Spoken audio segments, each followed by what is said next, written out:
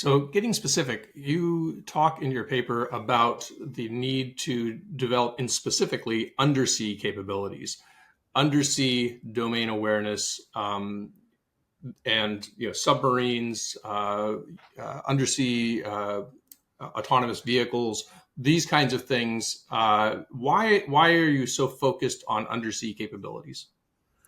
So again, this is a matter of prioritization, right? If you're going to, in my analysis, if you are going to meet the threat, you have to do the thing that achieves the greatest bang for your buck.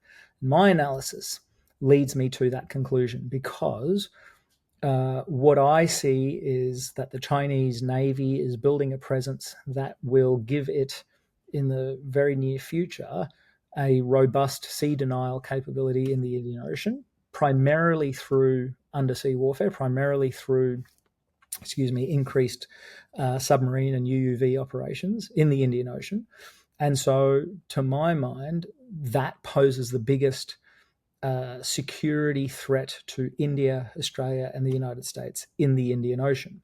So, to meet that threat, or that risk, I should say, India, the US, and Australia, if they are to prioritize their cooperation, should prioritize ASW, anti submarine warfare, and undersea warfare investments and activities. Now, again, like I said, it comes back to your ability to build mass. And I don't think, as we've seen with the with the sort of hand wringing around AUKUS, I don't think there is a lot of excess capacity to build a lot more submarines.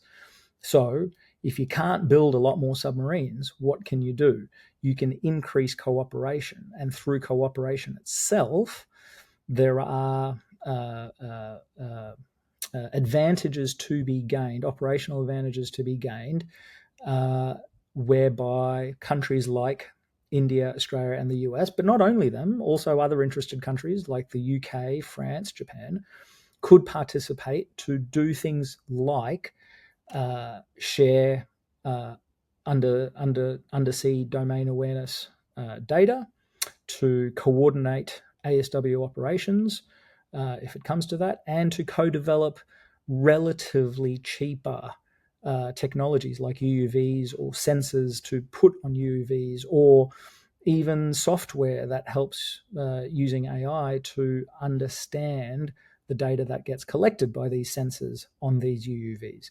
So there's many different levels of cooperation that like-minded countries could pursue. But my point is that the thing these countries need to do, the way to meet this challenge most effectively, is to find relatively cheap and relatively quick actions, right? So not building submarines that will take 20, 30, 40 years to launch, but doing things that are relatively quicker to be fielded and relatively cheaper. Because again, the root of the problem is that we collectively do not have the resources to match the PLA Navy pound for pound. So we need to find the offsets. And my argument is that the offsets are to be found through cooperation. Does India have the defense industrial capability to do what you're suggesting? Yes, in short, because again, this is not about this is where this is the recommendations that I advance in this paper are not centered around, do not require massive defense industrial capacity, right? The recommendations that I am suggesting require instead something that may be an equally scarce supply, which is political will to cooperate, to share data, to coordinate operations, and, for example, innovation ecosystems, R&D networks that can collaborate across national borders, right? So the issue is not about defense industrial capacity. Of course, that's an issue, and of course, increased defense industrial capacity would address many problems. But the recommendations that I'm making in this paper get around that problem.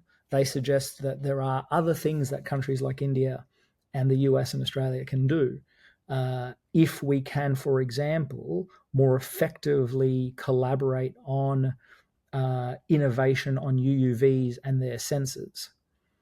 So there's a by now classic example of Anduril and Australian corporate partners building an extra large UUV, and that is the sort of transnational collaboration that I'm talking about, which doesn't require huge numbers of shipyards churning out huge numbers of heavy ships. It requires smart people being able to share ideas and